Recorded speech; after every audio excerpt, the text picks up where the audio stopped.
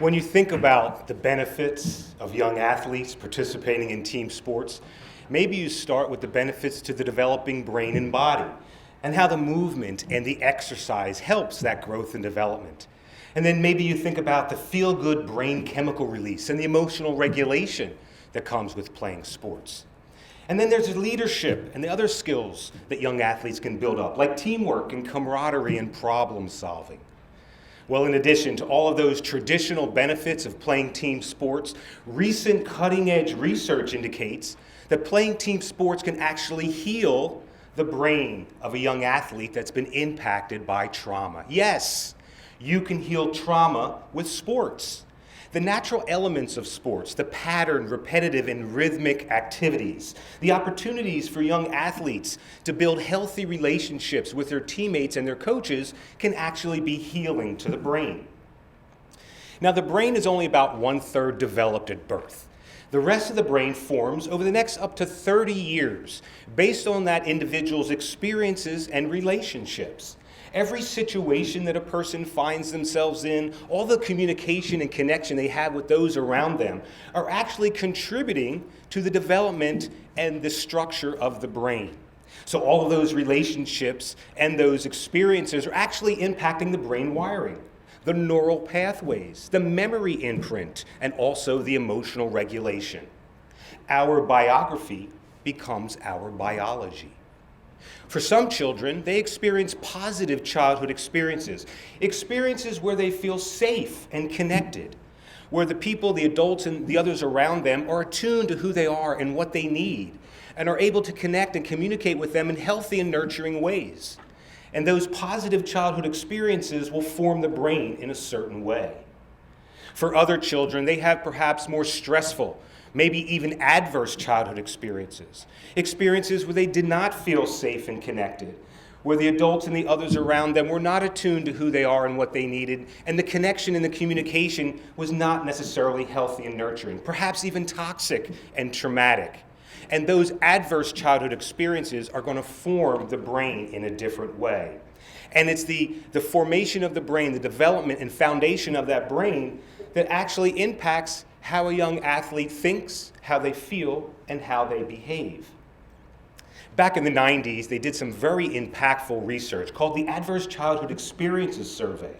And they actually surveyed thousands of adults and asked them about their childhood experiences, and they had 10 different types of childhood trauma.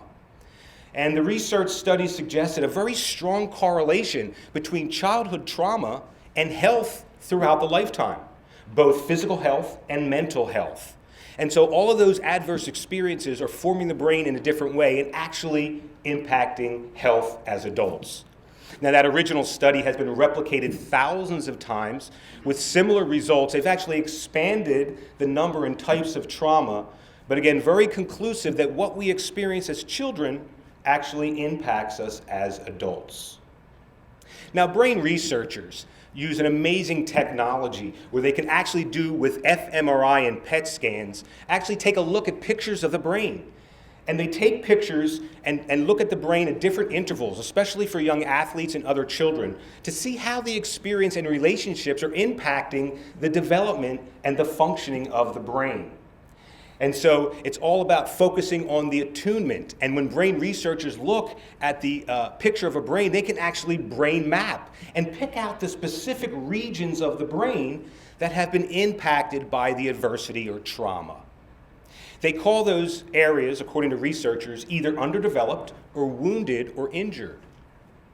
And so the idea is that as sports coaches and sports parents and volunteers within sports, the sports environment, you can be much more intentional in how you communicate with children and how you experience the situations of sports and the competition of sports when we now realize that the brain can be changed. And current relationships and current experiences can actually heal the brain. So when brain researchers look at those pictures of the brain and map out the picture and actually pinpoint the areas of the brain that have been impacted by trauma, many times for the developing brain, those areas are the areas that deal with attachment. Now, attachment for a young athlete, if a young athlete has attachment issues, that's going to cause some challenges in connecting with their teammates and their coaches. And so if we can pinpoint those areas of the brain, we can be much more intentional about meeting the needs of that brain for growth and development, but also facilitate healing. So as sports coaches, sports volunteers, any adults in a child's life, you can become secondary attachment heroes and be much more intentional about your current relationships and current experiences to help facilitate the healing. Now, brain researchers suggest that healing comes from 3 different levels. The first level is the individual themselves, the athletes. Yes, even young athletes can be made much more aware and understanding of who they are and why they respond and feel like they do in certain situations.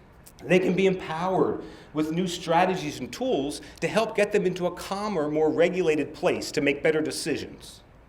And then the second level, according to researchers, is the family. The family of the young athlete or any child can be made much more aware and understanding about the behaviors of that child and the capacity of his or her brain and how their experiences are impacting the brain's capacity, which is causing those behaviors. To encourage the parents and family to look past the behaviors to some underlying needs. Behavior is need-driven. Meet the need, change the behavior.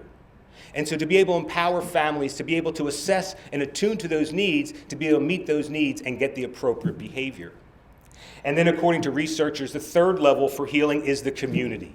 And that's the sports coaches, sports parents and volunteers, any adult in a child's life who can appreciate that child's journey and realize that his or her experiences are impacting who they are today, how they think, how they feel, and how they behave. And sports coaches can look at young athletes with not what's wrong with them, but what's happened to them to cause them to behave a certain way. And then coaches and volunteers and other adults can be empowered with new sports brain tools to integrate into training and competition. Now, I've worked with a lot of different athletes at a lot of different levels and families and sports programs. And several years ago, I worked with a family whose son Darren was 9 years old at the time. And Darren was having a difficult time connecting with his teammates and his coaches. Now, Darren loves sports. He was a big kid. He was bigger and stronger and faster than most of his peers. And with both of his parents being former athletes, it was just natural for Darren to join sports and enjoy the benefits of sports. And when he was out there, he loved being in the open space, out on the court or on the field, as it made him feel very regulated. Now, Darren's challenge, because of a lot of significant trauma in his past, was that he had a difficult time connecting with people, and we suspected he had some attachment issues. And so the idea was to help Darren understand about all this energy and give him ways to get this energy out. Because many times when that energy would get trapped for Darren and he would become dysregulated, when he would first get to practice, he needed negative attention to be able to get him regulated. So he would go into his teammates' sports bags and use their equipment, borrow their water bottle, go into the team bag and annoy his coaches. And all that negative attention was meeting a need for Darren. So what I helped Darren understand, and we spent a lot of time together, and we really bonded, and I helped him understand that fidgeting and holding on to something actually helped him calm down. So on the way over to practice, I encouraged him to take anything out of his sports bag, whether it was the ball or the water bottle or even his cleats, to give him something to hold on to and to touch and fidget with. It's those tactile touches that actually can send relaxing signals to the brain. And so rather than Darren just sitting, waiting, and looking out the window on his way over to practice and all that energy building up inside of him, and then when he got there, he would burst out. And because of that dysregulation, his need for negative attention would have him be able to touch other people's stuff and do some inappropriate things. And so by having him hold on to something and fidget with something on the way over, he was in a much more calmer and regulated place when he got to the field. And then we moved on to the family. And I was able to work with the family. There was some unhealthy communication and some unhealthy discipline and really helping them look underneath the surface, past the behavior, and try to figure out what Darren needed. I helped and coached them with new communication tools to be able to talk so Darren would listen to them and listen so Darren would talk. And by being able to meet those needs, they were able to get a different behavior. Now, in terms of his coach and his practice, many times Darren would be getting to practice right on time or a couple minutes late, which added to his dysregulation. So I worked with his family to switch some logistics around to get him some different rides to be able to get him to practice early, which helped get him into a calmer place. And then we moved on to the third level, the community. And I was able to work with the sports coaches, and his coaches came up with an amazing strategy. And they put Darren in charge of setting up the field the first thing he got there at practice. Darren was very proud of that responsibility. And on the way over, he was very focused on what he needed to do. And then when he got there, the coach would explain to him how they wanted the field set up, perhaps even draw a picture if it was more complicated.